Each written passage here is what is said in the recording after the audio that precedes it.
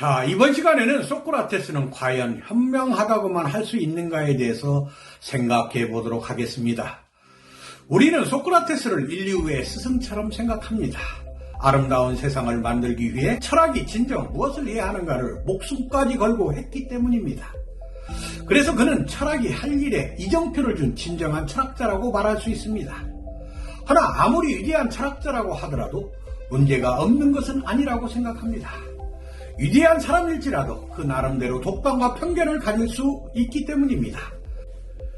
지금까지 철학은 소크라테스의 삶과 사상은 지나치다 할 정도로 좋은 점만 얘기해 왔습니다. 특히 그의 제자인 플라톤에 의해 그의 사상이 계승발전되면서 더욱 이런 경향이 강해졌다고 생각합니다.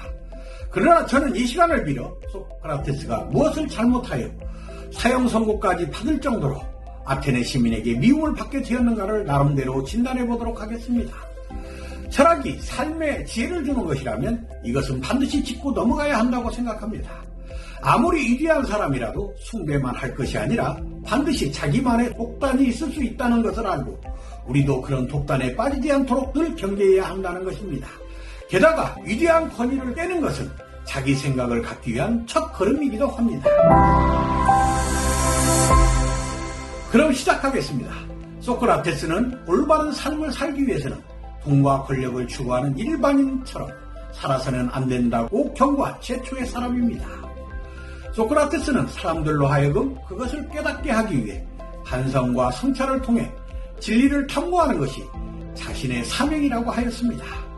왜냐하면 일반인들의 상식은 대개의 경우 무지에서 온다고 생각했기 때문입니다. 그는 불교의 주장처럼 무지는 악의 근원이다라는 강력한 신념 하나로 일반인들의 신념인 상식과 맞서 싸우는 투사가 되었습니다. 그는 다른 사람들이 미치광이거나 무례한 사람이라고 생각하든 말든 모든 아테네 시민에게 다가가 불쑥 질문을 던졌습니다. 예를 들면 돈이 있어야 덕이 있는 사람이 될 수 있다는 귀족인 메논에게 돈을 부적절하게 벌어도 훌륭할 수 있냐고 반문하고 덕이라는 것은 돈이 없이도 얼마든지 가능하다는 반론을 제시합니다.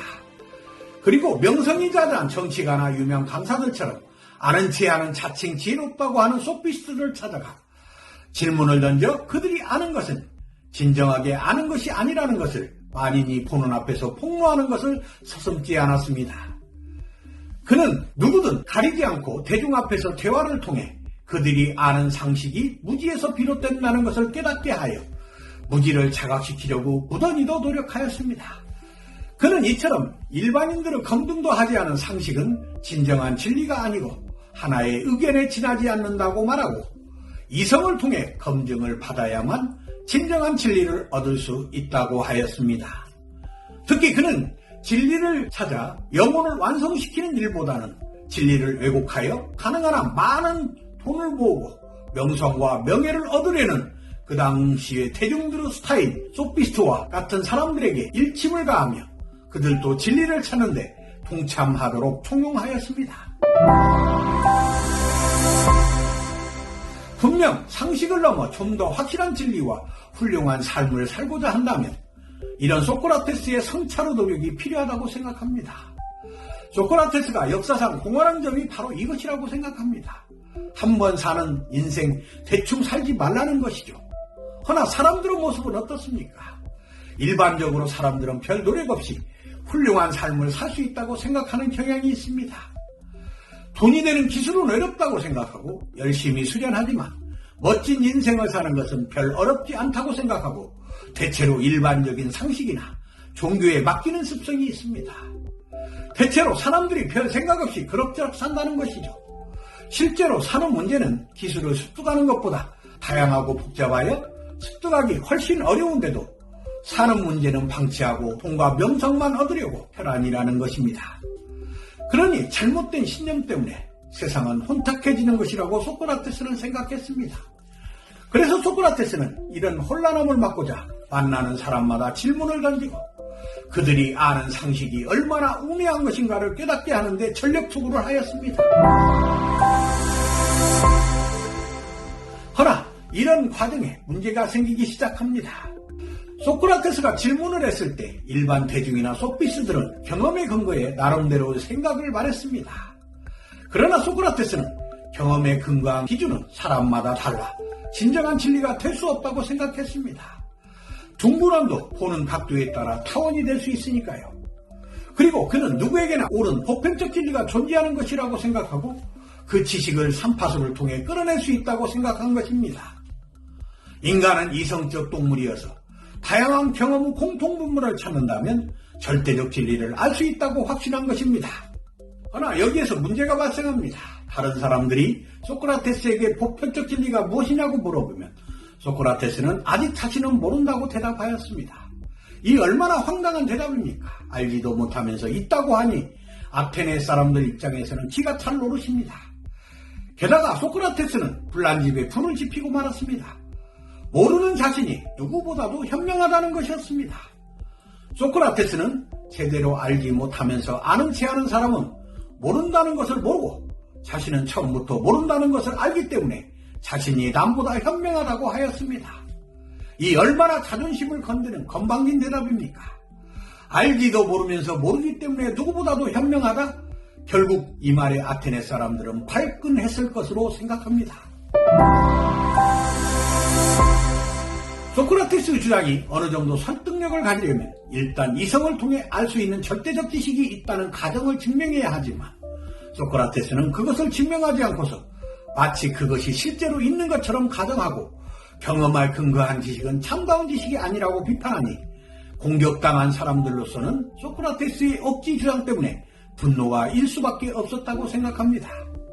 이런 상황에서 그가 대화를 통해 집요하게 물고 늘어져 그들의 무지를 폭로하면 할수록 그에게는 적이 많아졌을 것이라고 생각할 수 있습니다. 그러니 역풍은 당연히 예고된 것이었습니다. 결국 그는 악을 행하는 자이며 땅 아래에 있는 것과 하늘 위에 있는 것을 탐구하는 괴상한 인물이며 악한 것을 선한 것처럼 가르치는 자라는 이유로 고발당하여 기소되는 비운의 사람이 되고 말았습니다. 그런데도 기소된 소크라테스는 전혀 기죽지 않고 법정에서 사람들이 돈을 모으고 명성과 명예를 차지하는 데만 정신을 쏟고 영혼의 완성에는 전혀 관심이 없는 것에 대해 비판하면서 오로지 진리 탐구를 통해 사람들이 선량해지고 그리고 선량한 사람들 사이에서 생활하는 것이 악인들 사이에서 생활하는 것보다 살기가 훨씬 낫다는 것을 강조하며 자신은 억지로 사람들을 타락시키려고 하지 않았다고 변론하였습니다.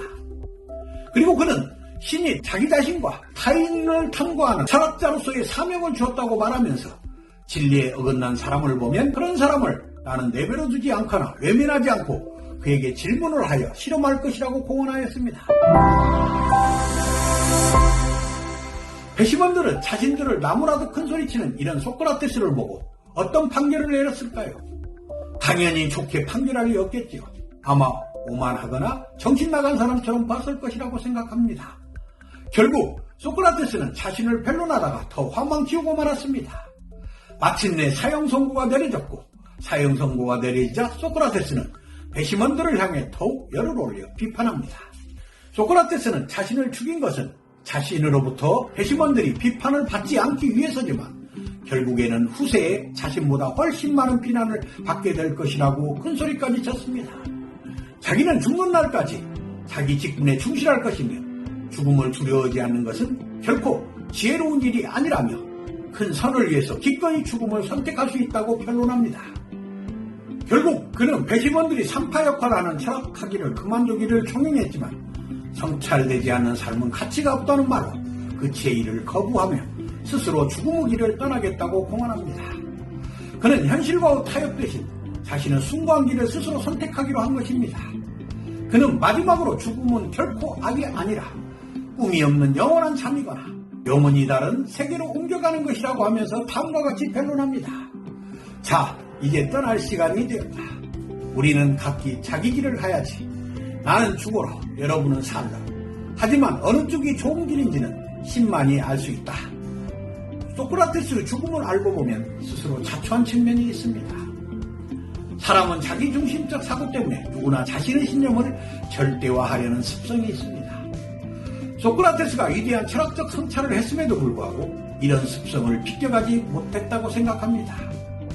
소크라테스를 따랐던 제자 플라톤에 의해 계승받쳤는데요. 소크라테스의 철학적 정신을 높이 평가하고 있지만 그 위대함에도 불구하고 소크라테스는 자신의 생각과 반대되는 소피스트를 이단시하고 자신의 신념을 지나치게 절대화하는 오류를 범하고 말았습니다. 그러니 적이 당연히 많아진 것이죠. 그리고 이런 소크라테스의 이성적 전통 때문에 철학은 열린 사고를 지향하는 것이 아니라 닫힌 사고로 나아가고 말았습니다. 지금도 철학하는 사람들 사이에는 이런 잔재가 아직도 많이 남아 있습니다. 위대한 철인들을 비판하지 말고 무조건 따르라고. 그러니 철학을 정신나간 사람들이 하는 학문이라는 소리를 듣는다고 생각합니다. 아무리 위대해도 잘못된 전통은 반성해야 합니다. 그래야 성장할 수 있으며 좀 깨어있는 삶을 살 수 있다고 생각합니다. 지금 우리가 소크라테스의 진정한 뜻을 이어받으려면 절대적 지식이 있다는 그의 독단은 버리고 항상 진지하게 자신을 되돌아보고 반성하는 소크라테스의 성찰하는 자세를 본받아야 한다고 생각합니다. 감사합니다.